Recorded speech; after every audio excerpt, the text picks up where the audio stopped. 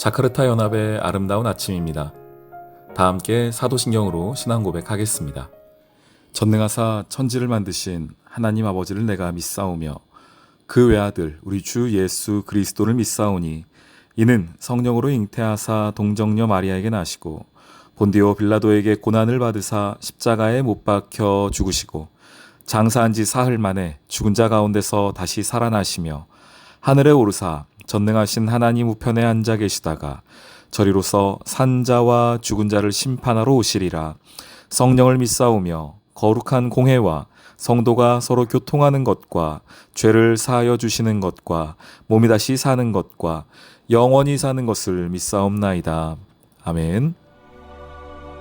또 그들 사이에 그중 누가 크냐 하는 다툼이 난지라 예수께서 이르시되 이방인의 임금들은 그들을 주관하며 그 집권자들은 은인이라 칭함을 받으나 너희는 그렇지 않을지니 너희 중에 큰 자는 젊은 자와 같고 다스리는 자는 섬기는 자와 같을지니라. 앉아서 먹는 자가 크냐 섬기는 자가 크냐? 앉아서 먹는 자가 아니냐? 그러나 나는 섬기는 자로 너희 중에 있노라. 너희는 나의 모든 시험 중에 항상 나와 함께한 자들인즉 내 아버지께서 나라를 내게 맡기신 것 같이 나도 너희에게 맡겨 너희로 내 나라에 있어 내 상에서 먹고 마시며 또는 보좌에 앉아 이스라엘 12지파를 다스리게 하려 하노라. 시몬아, 시몬아, 보라. 사탄이 너희를 밀가부르듯 하려고 요구하였으나 그러나 내가 너를 위하여 내 믿음이 떨어지지 않기를 기도하였노니 너는 돌이킨 후에 네 형제를 굳게 하라. 주여, 내가 주와 함께 오게도 죽는 데에도 가기를 각오하였나이다. 베드로야, 내가 네게 말하노니 오늘 닭 울기 전에 네가 3번 나를 모른다고 부인하리라. 그들에게 이르시되 내가 너희를 전대와 배낭과 신발도 없이 보내었을 때 부족한 것이 있더냐? 없었나이다.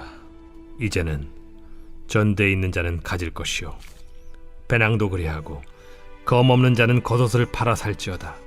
내가 너에게 말하노니 기록된 바 그는 불법자의 동류로 여김을 받았다 한 말이 내게 이루어져야 하리니 내게 관한 일이 이루어져 감이니라.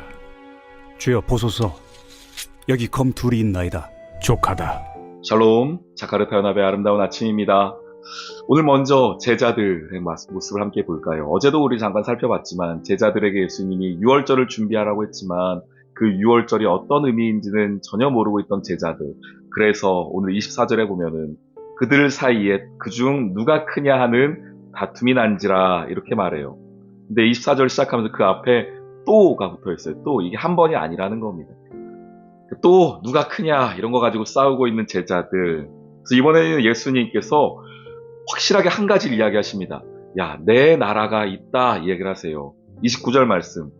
내 아버지께서 나라를 내게 맡기신 것 같이 나도 너희에게 맡겨 너희로 내 나라에 있어 내 상에서 먹고 마시며 또는 보좌에 앉아 이스라엘 12지파를 다스리게 하려 하노라.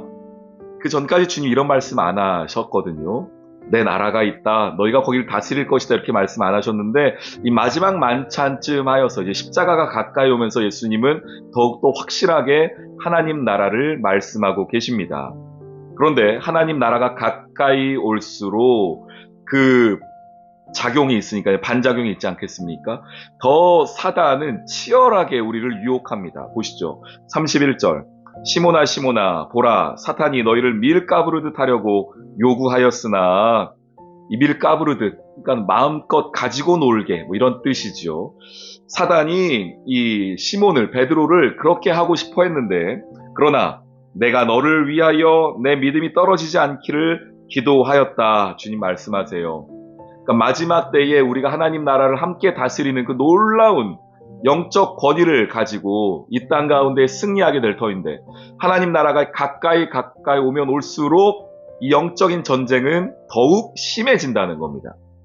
그때에 누가 우리를 도우십니까? 하나님께서, 예수님께서 우리를 도우세요. 내가 너를 위하여 내 믿음이 떨어지지 않기를 기도했다. 아멘. 오늘 이 은혜가 여러분에게 있기를 소망합니다. 자, 그리고 나서 하나님이 내 믿음 괜찮으니 끝난 건가? 아니죠. 너는 그 후에 돌이킨 후에 너의 형제를 굳게 해라 라고 말하고 있습니다. 주님이 먼저 우리를 굳건케 하십니다. 그리고 마지막 날 그 영광스러운 하나님의 왕좌의 자리에 우리를 함께 앉히실 것입니다. 우린 그때까지 믿음을 지켜가야 합니다. 그 믿음 지켜가는 것이 쉽지 않지요. 많은 유혹이 있고 어려움이 있습니다. 그래서 성령께서 우리를 도우시죠. 이 험한 세상 속에 믿음을 지켜갈 수 있도록 우리를 지켜보시고 도우십니다. 그리고 우리는 더 연약한 자들을 돕는 것입니다. 그게 하나님의 나라가 세워져 가는 방법입니다. 하나님이 우리를 도우시고 우리는 더 연약한 자들을 돕고 하면서 말이죠. 자, 그렇게 하시고서 주님이 35절부터 보시면 이제 너희의 사명이 조금은 달라질 것이다 라고 말씀하세요. 그 전에 주님 뭐라고 말했냐면 전대와 배낭, 신발도 없이 너희를 보냈었다. 기억나시나요? 누가복음 9장에 주님께서 제자들을 보내실 때에 야, 너희 가방도 가지고 갈 필요 없고 신발도 필요 없고 아무것도 가지고 갈 필요 없다. 가면은 다 준비되어 있다 이렇게 하셨었지 않습니까?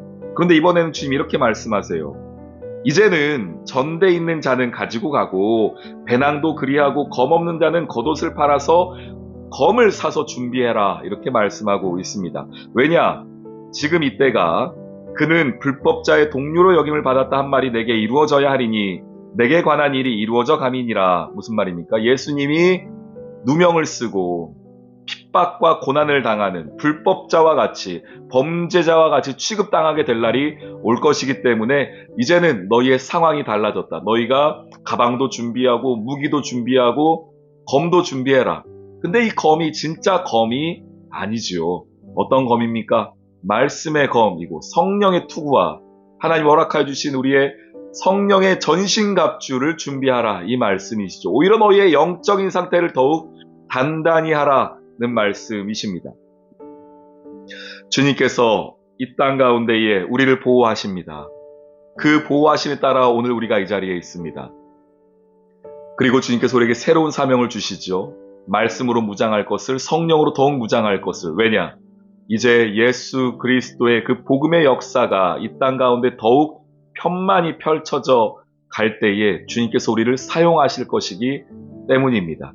우리 사랑하는 귀한 성도님들, 오늘 이 하루 우리의 말씀의 검을 가지고 또한 복음의 전대를 가지고 보내시는 그 자리에서 복음 전도자로, 증거자로 살아갈 수 있는 이 하루 되시기를 주님의 이름으로 축원합니다. 아멘. 오늘의 기도. 십자가의 구원자 되시는 예수님, 나를 향한 주님의 큰 사명은 복음 전도와 하나님께 영광임을 믿습니다. 이전과는 다르게 전대도 배낭도 신발뿐 아니라 검까지 준비하라시는 제자들을 향한 주의 음성을 듣습니다. 어제와는 또 다른 사명이 내게 주어졌음을 감사하며 그 부르심 따라 살아가는 믿음을 주세요. 예수님의 이름으로 기도합니다. 아멘.